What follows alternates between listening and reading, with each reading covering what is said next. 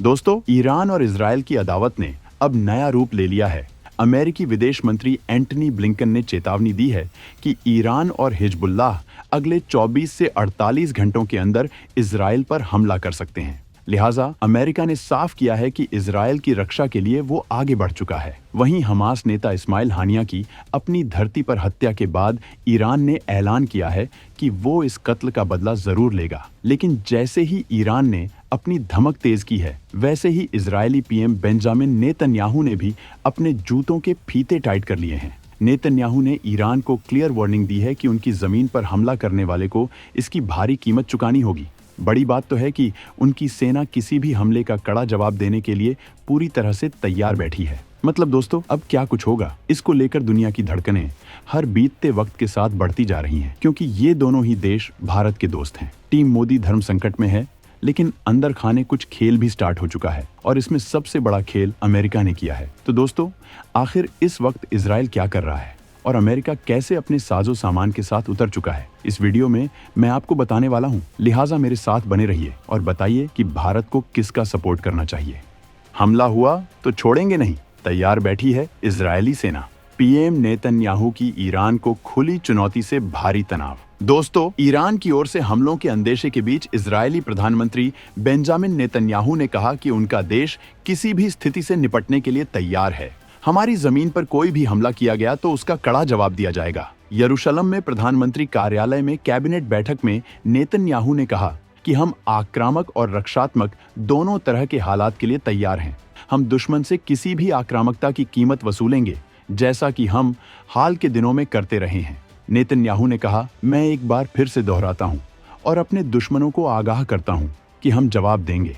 हम अपनी जमीन पर कोई भी आक्रामक कार्रवाई करने वाले से उसकी भारी कीमत वसूलेंगे। नेतन्याहू की टिप्पणियों के कुछ घंटों बाद इजरायली रक्षा मंत्री योव गैलेंट ने भी इसी तरह का बयान देते हुए कहा कि हम तैयार हैं और किसी भी हमले का तुरंत जवाब देंगे।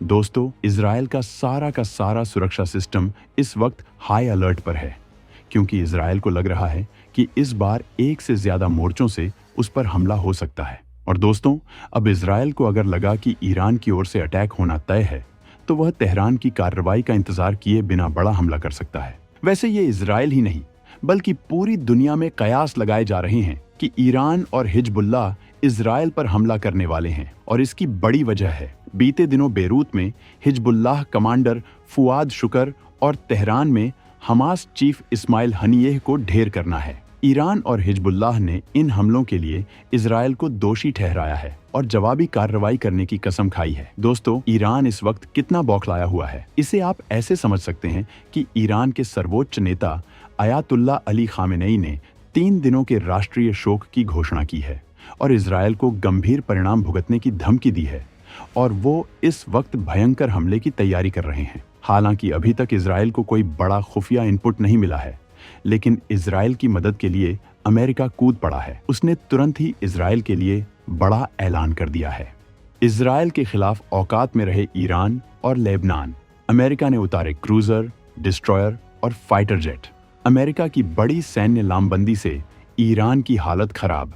ईरान और उसके समर्थन वाले हिजबुल्लाह और हूती के अटैक्स से इजरायल को बचाने के लिए अमेरिका कूद पड़ा है। उसने अचानक से अपनी सैन्य उपस्थिति बढ़ा दी है।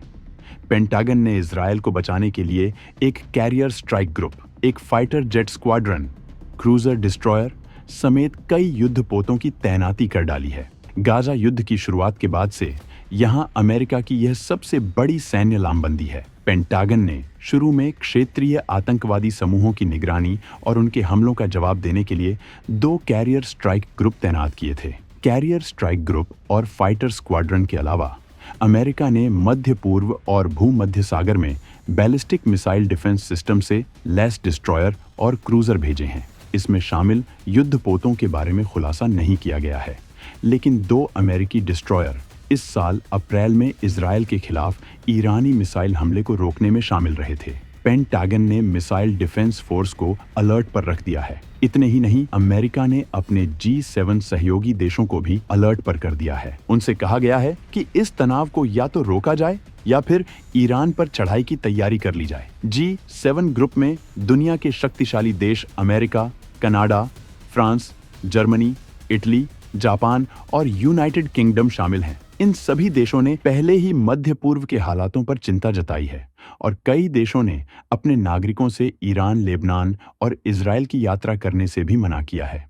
इजराइल को बचाने के लिए अमेरिका के बाद ब्रिटेन भी अपनी सेना बढ़ाने पर विचार कर रहा है। वहीं अमेरिका कूटनीतिक तरीके से भी ईरान को हमला करने से रोकने में लगा हुआ है। अमेरिका सहयोगी जॉर्डन के विदेश मंत्री ईरान पहुंचे हैं और वो इस तनाव को कम करने में लगे हैं। वहीं दोस्तों, अगर भारत बात करें तो मोदी सरकार भी पूरी तरह से अलर्ट पर है। भारत ने अपने नागरिकों को ईरान, इजराइल और लेबनान छोड़ने के लिए कहा है। भारत ने अपने नागरिकों को लेबनान की यात्रा न करने की सख्त सलाह दी है। इंडियन एयरलाइंस ने तेल अवीव के लिए अपनी उड़ानें 8 अगस्त 2024 तक निलंबित कर दी हैं।